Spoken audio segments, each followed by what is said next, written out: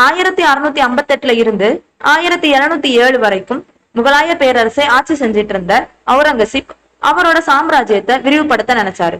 அந்த டைம்ல ராணி மங்கம்மாள் அவருக்கு கப்பம் கட்டணும் அப்படின்னு சொன்னாரு. புத்திசாலித்தனமும் தைரியமும் அப்புறம் ராஜதந்திர திறமையும் கொண்ட மங்கம்மாள் அதெல்லாம் முடியாது அப்படின்னு சொல்லி மறுத்துட்டாங்க. அதுக்கு பதிலா பலாப்பழம், பூசணிக்காய், அப்புறம் உள்நாட்டுல விளையிற சில பழங்கள் இதெல்லாம் ஒரு கூடையில வச்சு கூடவே ஒரு குறிப்பும் எழுதி அனுப்புனாங்க.